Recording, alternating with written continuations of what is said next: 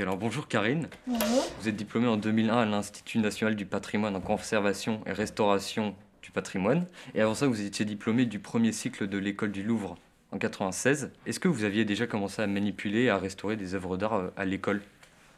À l'école du Louvre, pas du tout. C'est vraiment une formation que histoire de l'art. Mais à l'INP, effectivement, dès qu'on intègre l'école, dès la première année, on restaure sur des œuvres de musée. Donc on a un cursus où on est très dans la pratique, très rapidement, sur des œuvres du patrimoine. C'est d'ailleurs pour ça que j'avais choisi cette école et pas une autre formation, parce qu'elle était très concrète tout de suite. Est-ce que vous pouvez me dire à peu près quels sont les différents types de clients qui profitent de vos services ici à l'atelier? Alors à l'atelier, on a à peu près moitié d'institutions, donc les archives départementales, municipales, quelques musées. On a aussi une clientèle de professionnels comme des galeries, des encadreurs. Et ensuite, l'autre moitié, c'est vraiment des particuliers qui vont venir parce qu'ils sont collectionneurs ou parce qu'ils ont une seule œuvre à laquelle ils tiennent et ils ont envie de la faire restaurer. Donc ceux-là, je les verrai qu'une fois. Et on a aussi des particuliers qui sont des gros collectionneurs et qui viennent régulièrement. Aujourd'hui, on a de l'entoilage à faire. Donc ça, c'est encore une autre partie du métier. C'est pas de la restauration à proprement dite, puisque souvent les affiches sont en très bon état. Juste on les entoile pour leur donner plus de corps, plus de solidité, parce que les collectionneurs souvent les enroulent. Du coup, ça permet de mieux les conserver. Donc aujourd'hui, c'est pas mal d'entoilage, donc des préparations de panneaux pour pouvoir entoiler le lendemain.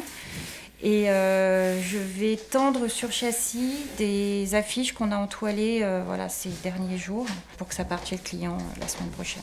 Donc c'est plus de la conservation, plus que de la restauration? Ouais, on est plus sur de la conservation, même s'il y a des affiches qui vont être un petit peu restaurées. Mais on est plus sur de la conservation pour les affiches.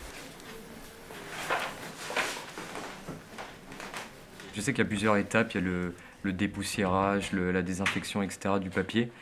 Comment est-ce que vous faites à l'étape où, par exemple, un papier où il y a des déchirures ou des lacunes dans le papier, comment est-ce que vous faites pour combler les lacunes? Si c'est juste de la déchirure, on va consolider par du papier japonais. En restauration art graphique, on utilise quasi exclusivement des papiers japonais. Donc là, on va venir au dos poser des petites bandelettes de papier japonais. Et dans le cas de lacunes, de manque, on fait des empreintes. On fait une empreinte au calque du manque.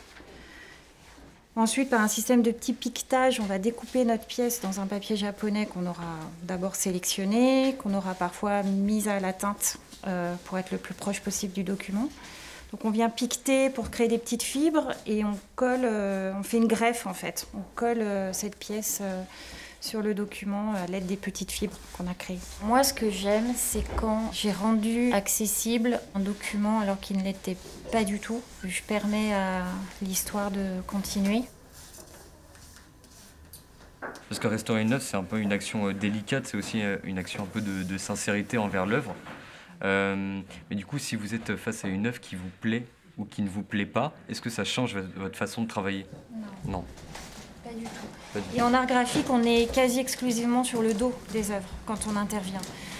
Et du coup, qu'elles me plaisent, qu'elles me plaisent pas, ça m'impacte pas. C'est le côté patrimonial et transmission et rendre un document accessible au plus grand nombre qui me plaît.